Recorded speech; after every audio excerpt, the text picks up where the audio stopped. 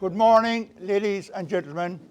I'd like to welcome here this morning the Lord Mayor of Cork, Councillor Kieran McCarthy, the Tánaiste, Deputy Micheál Martin, former Lord Mayor, Dr. Dollars, senators, invited guests and members of the public, and former Glen boxers. You're all very welcome here on this very auspicious occasion when we in the Glen Boxing Club have a proud day in store for everybody to look, view, appreciate and identify with Cork's boxing past. The Glen has been established now since 1916, and over that period they've enjoyed tremendous success. They have become trailblazers in the organisation and administration of boxing on Leeside. And down through the years they have produced some outstanding ambassadors who gave up their time in a private capacity and in a voluntary capacity to keep the club going from one generation to the next. There's a programme here today for everybody, and there's a brief history in that of the Glen, and you'll see when you read it what the Glen has achieved over the years. It's a club that has produced 3 Lord Mayors and 1 Freeman of the City of Cork, in addition to various other ambassadors who are involved at the highest levels within the business community. The Glen's heritage is tremendous, but they link it for the purpose of this museum with all the ambassadors that represented Cork over the years. We've had great since 1924 Olympians. 1924 Cork had 3 Olympians and the first Irish team that went out to Paris for the first Olympics. This is the centenary of the Olympics once again this year, and it's in Paris. And on that occasion, Mossy Doyle, Jim Cllr and Willie Boy Murphy were the 3 representatives. The last 3 representatives to represent Cork at the Olympics were Kieran Joyce, twice, in Los Angeles and in Seoul, 1984-1988, Paul Buttimer in Barcelona in 1992, and we were brought into the current century by Michael Roach in the year 2000. In that period and over that time, Leeside was always represented at the highest level, and these were our international ambassadors.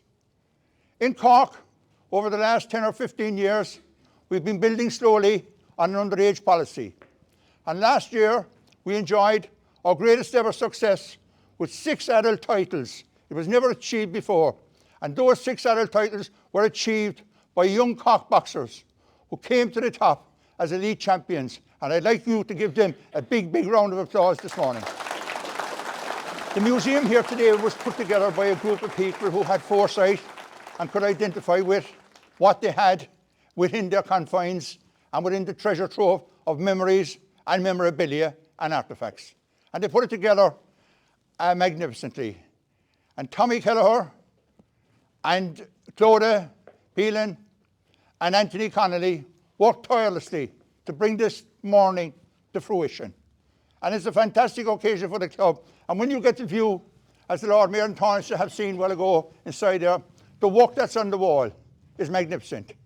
But it's an ongoing, it's an evolving work, it's ongoing. because photographs and things will change from time to time, and pieces will submit, people will submit other pieces, which are very, very important. But this morning, I'm delighted that each and every one of you came here this morning to join with us and share with us in our celebration of cock boxing at the official opening of this museum. A Green Ushel, Grandma Cllr.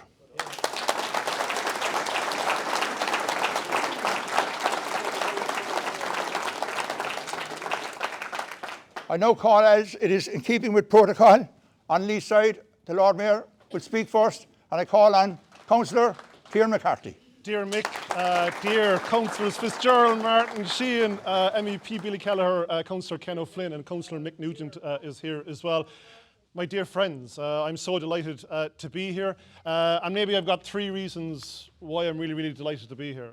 Number 1 is that by trade, I collect stories on Cork. I give walking tours of the city. I've been doing that for many years. But the thing about stories in Cork, though, is that they matter. Cork is a very, very proud place. It's got a proud history. And when you do enter the museum in a few minutes, you'll notice that some of the stories, they will impress you. You're going to go, oh, wow. And actually, one of the stories that impressed me is that the club was founded in 1916. So it's over 100 years old. And if you think about it, 1916 Cork, if you ever end up researching it, it's got lots of slums. People are really, really struggling in 1916. People are looking for hope and resilience. They're looking to join perhaps the emerging kind of revolution at the time. And in the midst of all of this kind of swirl of different things that are happening, a boxing club is formed to give people that hope and resilience. And so the club is rooted in that sort of hope and resilience. The second thing is that there are things you're going to see here that are going to make you curious. There are old programs. There's medals. There's what I call nostalgic currency. And some of the stuff you will look at and kind of go, oh no, that doesn't make sense. And some of the other stuff you go, oh yeah, that does make sense. And in particular, the boxing belts are actually extremely impressive. And a few years ago, I got to interview a relative of Packy O'Mahony, whose belt you'll actually see in here from way back in the 1910s, 1920s. And the relative was so proud of the belt that she kind of put it into a big cabinet and kind of put it on her wall. And she passed away recently and then gave it to the club here. And it's a great curiosity to have. Some stories, they'll make you wonder and dream. The wins in particular, and the losses as well. That people went forward going, we're going to make a success of this club. There will be days where we're going to inch forward and win, and days where we're going to inch backwards and not win, but we're going to actually keep going. And this is one thing, I met Tomás Cllr. Where's Thomas there? He's over, where is he? He's over there. I'm just so enamored even by the poster on the wall, Thomas, from way back in 1949. You've given a life to this place. And so you're not an artifact, you're very much a living person. And as you've experienced this place, and there's been many people, I mean, Mick mentioned kind of volunteers and so on, but the wonder and dreaming about this place and the legacy and kind of the building over kind of 100 years. And I suppose my first point that I want to make is that in this place, stories matter. And story building matters, and the emotions matter as well. You can listen, like Mick is a very, I have to say, very emotional man. He's a really, really great historian, writer in the Glen Boxing Club, but you're going to hear the emotion in his voice. And I have no doubt that down here there's some really, really, really proud Glen Boxing Club people, and rightly you should be proud of the story of this, and the story is documented in here. So stories matter, emotions matter when you go through that door. My second message to you, my dear friends, is that I am the proud guardian of this chain for 51 weeks. And the thing about this chain is that it has seen many stories. On the back of this chain, it says this chain was created in 1787. It's 237 years old. You can imagine what this has actually seen and what it's actually kind of been present at as well. But at the heart of the medallion, is the city's coat of arms. And as proud Cork people, we know the 2 towers and the ship and the Latin inscription, Statio Bene Fide Carinus, which translated means a safe harbour for ships. But on a day like today, you could reinterpret the medallion and go, a safe harbour for people. And that anyone who comes through this door over the last, since 1960, and I know this wasn't the first location, that this was a safe place for people. And it still is a safe place for people. You come through the door here, you have friends, you have family, and it's also your tribe. I was saying to the Tánaiste, it's like his origin story is nearly up here in terms of his tribe. And so that really does actually matter. But one thing that I really want to get to is that on this medallion, we know loads about the history of the King's Castle and the Queen's Castle, we know nothing about the history of the ship. And this year is the 75th anniversary of the formal registration of our coat of arms, believe it or not, with the Chief Herald. It's been on maps going back 400 years, but this year is the 75th anniversary. But the ship, I always think it's the ship that we all sail on as Corkonians. This proud city that we're all in the same boat together. It doesn't matter if you live on north side or south side or in the city centre, and that we're very proud of this city and that togetherness matters and solidarity matters and unity matters. Like you turn on the news today and it's just full of negativity, but you come up here and it's full of positivity. So this is the place to be. So my second message to you is togetherness matters here. And the tribe here matters here as well. My third message that I want to say to you is that we don't live in the past, way back in 1916, but this city, it has always moved, it's always kind of changed. This moment in time, there's like 220,000 people living in Cork. Over the next kind of 15, 20 years, it's going to double in population. And so there are many, many challenges that we have to fix between housing and health, but also there's many, many opportunities. And one of the things that Cork is really good at is building communities like here. And one of the things that I wouldn't like to see happen in the city is that we lose its heart and its soul in terms of building communities. We need more Glen boxing clubs. And it might be just the sport of boxing, but we need to mass produce places like this for the future. Otherwise, we will lose our heart and our soul. So whatever happens, this needs to be multiplied, the essence of the sense of place and the sense of pride actually here. And kind of connected to that, the city does have development plans for the future. But we need you to partner up with us. Like the age of silo runs where the city council is kind of going on its own journey over here and you're over here. That day is over. And so Cork City Council has always been proud to provide funding, to provide resources to the Glen Boxing Club, and into the future we'll keep providing those resources as well. And you can see from the turnout of the local councillors and our MEP as well here and the Tánaiste that this place does matter to the politicians. But it matters to the people of Cork as well. So, my dear friends, I think what we're kind of launching through this red door, it's a cauldron of different simmering ideas. It's about the sense of pride, the sense of tribe of this place. It's about the togetherness, it's about the pride, the sense of place, the sense of identity. And also, through that door, there are ideas for the future. It's not, yes, it's the past, you'll see, but we can learn from the past going into our future. The future of this place matters in this city. My sincere thanks for listening to me, and I'm really, really honoured to be here this morning. Gur míle mágaibh.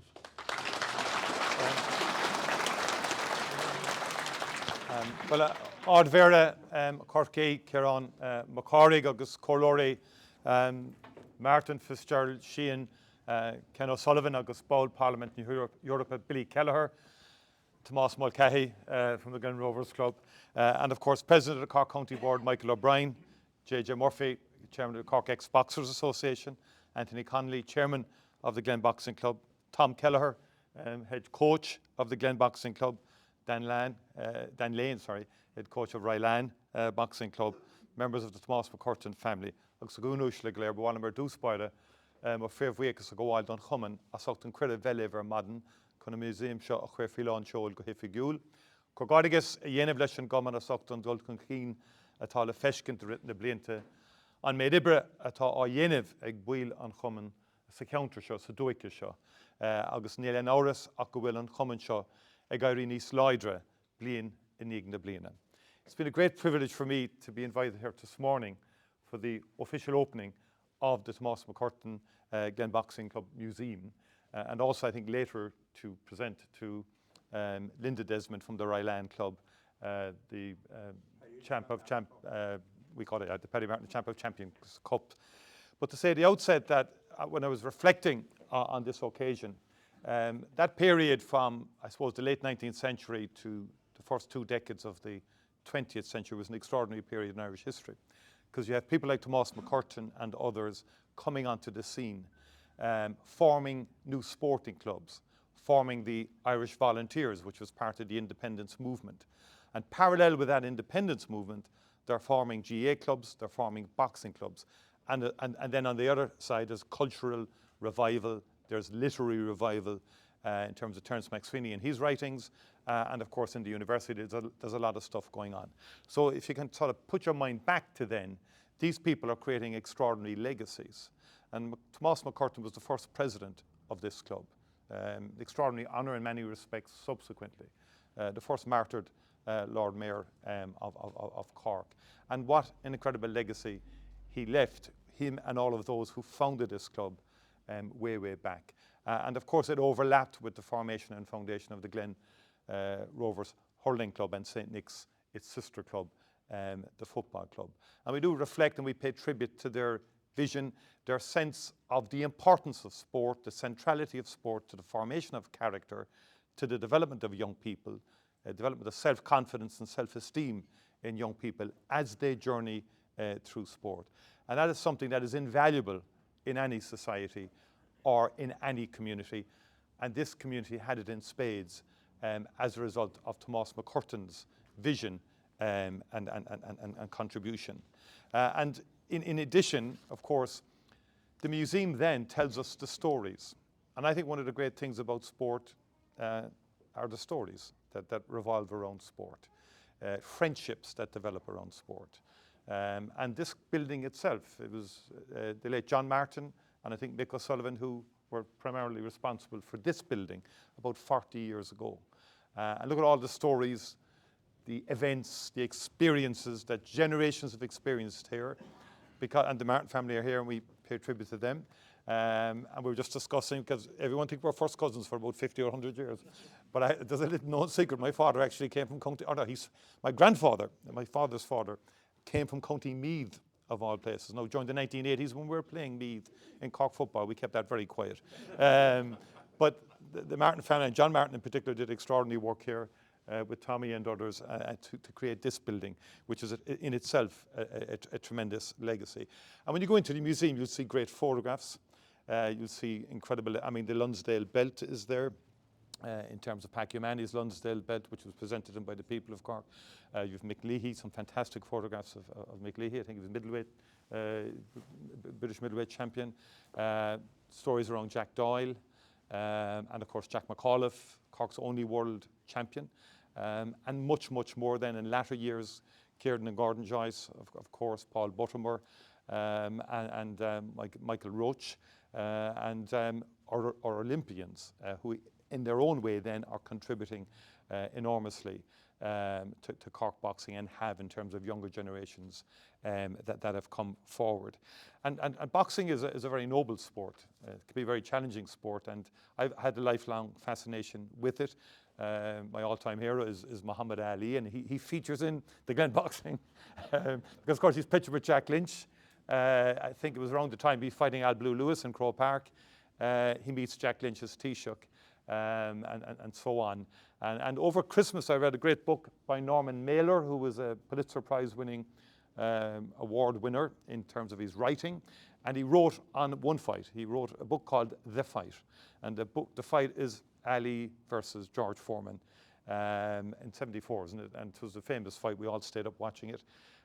But you say to yourself, how can a guy write a book about a 7-round fight, you know? But it's about the psychology, the atmosphere, the lead up to the fight. It was cancelled because Foreman injured a hand, and you go through all of that. The dictator who hosted the fight, $5 million apiece to each fighter. Ali would say they only got about, they were looking to get $1 million of it in the end, both fighters each. But it was the incredible sort of, what I found extraordinary was the psychology around it all and the stories around it all. And it's amazing at the time that Mailer gets into Ali's dressing room before the fight, and he gets on the bus, and all the journalists are all living in the one hotel, 2 fighters, all the teams, and so on like that. And the only emotion in Ali's dressing room, bar Ali of course, is fear. Everybody thought Ali was going to be killed that night, that Foreman was going to knock him out in 2 rounds. And Ali comes in and he says, what are you all afraid about? To all his coaches and everybody, what are you all afraid about? And he's shouting at them and roaring at them. And Mailer comes up to him and says, I'm afraid too for you, you know. And Ali said, and this is for any young person here, if you have confidence in the skill sets that you've honed over your lifetime and over your years, you have no reason to be afraid. And the writer then describes the latter part of the book is about the extraordinary tactical and strategic approach of Ali to that fight, where he threw the rule book out the window and actually turned that whole thing around and won a famous victory. And in many ways, all of you and many young people, and young Linda Desmond as well, will be honouring. You have all those stories to tell, and that gives great hope, I think, to young people when you're up against it and you think, I haven't a chance here today. You know, you actually have a chance every day that you go out and play a game or get into a boxing ring. And I think the friendships that come, you can see it all inside there, the photographs of all the teams. And whilst boxing can be solitary in terms of it's an individual boxer, once you get into the ring with another boxer, of course you're part of a team. You're part of a club here in the Glen, or part of Rylon, you're part of the Irish boxing team. My late father, I think it was the best time of his life, I'd imagine, in terms of, because he had a tough enough life when his two parents died within a year of each other, and he was about 14 or 15. He joined the Irish Army and spent 4 years in Castleconnell. And it's in the army that he learned his boxing. And he came back here then to the Glen. And I think Christy Ring said to him, I'm leaving my job in CIE. He was driving a lorry in CIE. You can get my job below in CIE. He was going into ESO. That's how the father got a job in CIE. And he had a great relationship with Ring. And there's a fabulous photograph inside of Christy Ring taken by Kevin Cummins. But it's from the back. And it's Ring's last match with the Glen. I think he was 46 years of age. And the reason Kevin Cummins taught me in Crease Street, the reason Kevin Cummins, he wrote a beautiful article in the Echo, took that photograph from behind Christy Ring, he was afraid of Christy. He didn't want Christy catching him taking photographs, particularly given that it was his last game. And Ring, of course, and the Glen hurlers and the boxers had a great rapport. But also, and my father would tell great stories, and he was a great storyteller about all of that, because he played with Christy Ring in the football. Ring was corner forward. And the father would say to me, like, boxers could never use their boxing skills outside of the boxing ring. He said it was a code of honour. He said you could never hit anybody because your fists were much stronger. Now, Cork are playing Kerry today in Killarney, right? And this brings back to mind the story. The father used to take us to Killarney religiously because he was a great football man. And one day, anyway, we were down in Killarney, and he said, this is Tom Moriarty here. Tom Moriarty apparently was a great Kerry footballer, but he was playing, I think, with the Gardaí or the Army in Cork against Nix in a county semi-final. The Guards, Sean would know that a bit better than I would. But anyway, and they're telling me this story, and I'm thinking my dad is pure, honourable and honest and all the rest of it. And apparently the father knocked Tom Moriarty out unconscious in Parky, that's no Parky Key, or gave him a little dig on him and floored him. Paddy Driscoll was the referee. There's 2 weeks to go to the county final. And the referee comes up and says, Paddy, they were drinking Buddy's together. He said, Paddy, 25,000 people have seen you, so they have to send you off. Father said, Jesus, Paddy, you can't send me off. He said, the county final is coming up. And they argue with each other.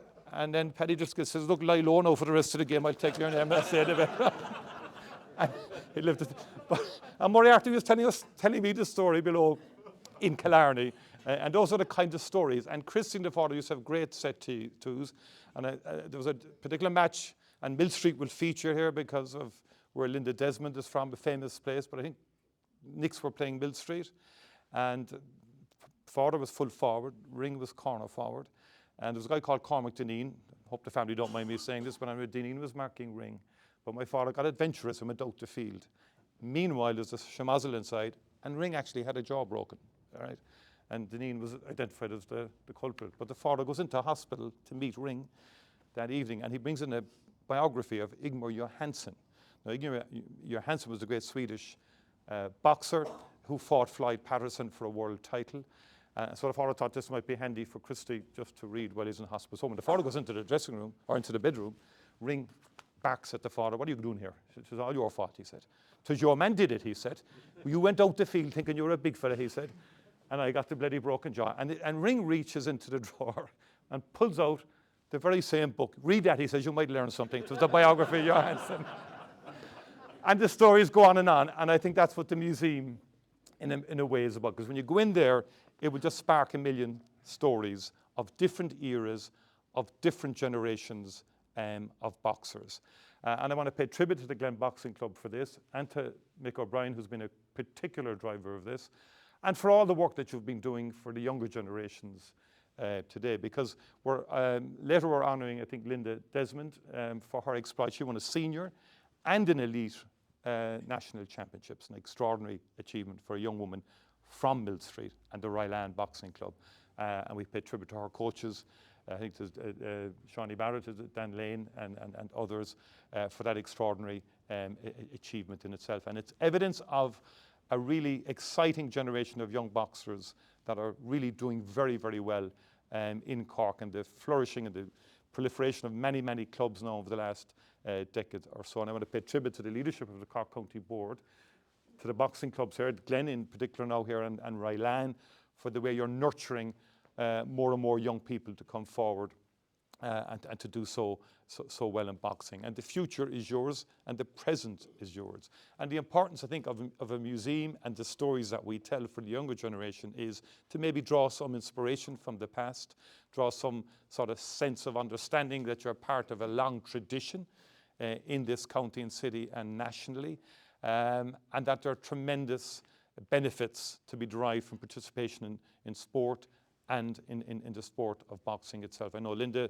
was inspired by Katie Taylor, one of our all-time greats as a boxer, but you played camogie, I think ladies football, but Katie Taylor drew you to the sport of boxing, where you have excelled, and may you continue to excel into the future. And so with that, I want to thank everybody, to wish boxing continued success, to wish the Glen Boxing Club every success into the future, and Rylan and all of the boxing clubs that are represented here this morning. And I know there's a good, generous representation from the City Council, and it's been a good supporter, and may continue to be a good supporter of boxing in the county into the future.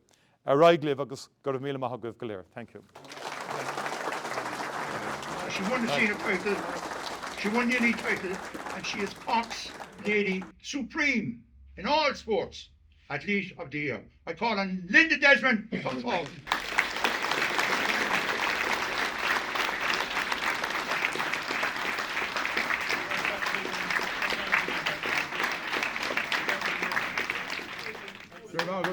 Linda Desmond, ladies and gentlemen.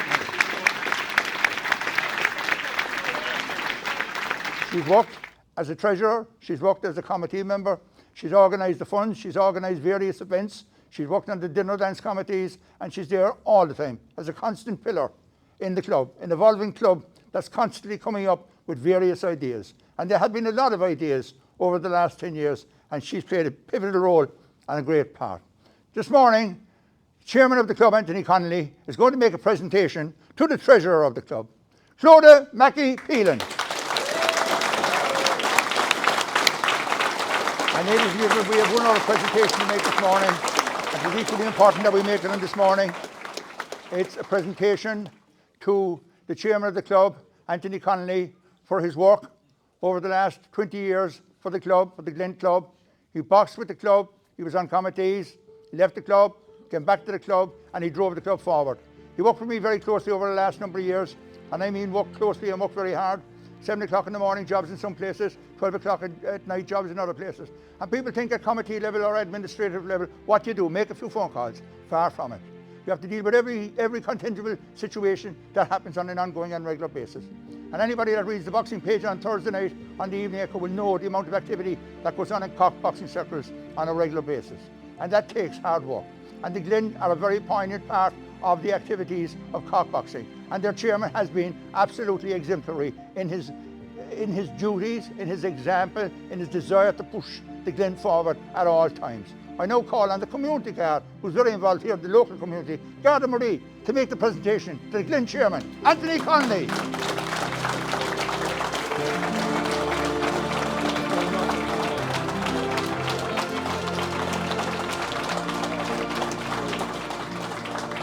In 1962, Cork had a champion boxer. His name was Don Murray, and Don made history on that occasion. Don won the junior title in the National Stadium, and he went on to win the senior title in the same year when he wasn't given a chance. He was also the first man in 1962 boxer and Corkman to appear on television, RTE television, which was only in its infancy on that occasion. And Don Murray is with us today, 60 odd years later from 1962, and he's going to present some of our champions from last year with a gold medal in recognition of their outstanding achievements in a fantastic year. Don Murray, please.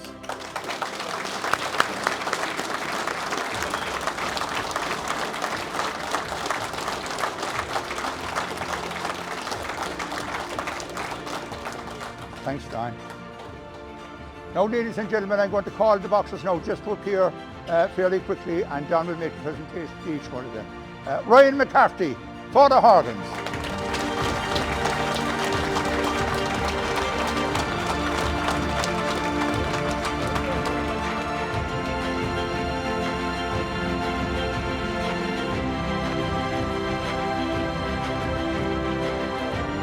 Linda Desmond, Ryland.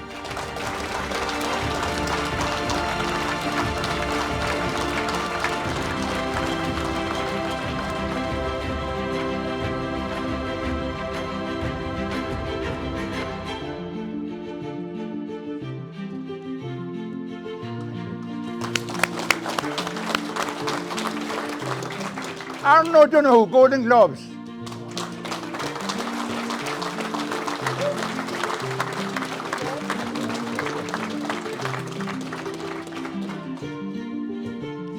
Davy O'Neill, Charleville.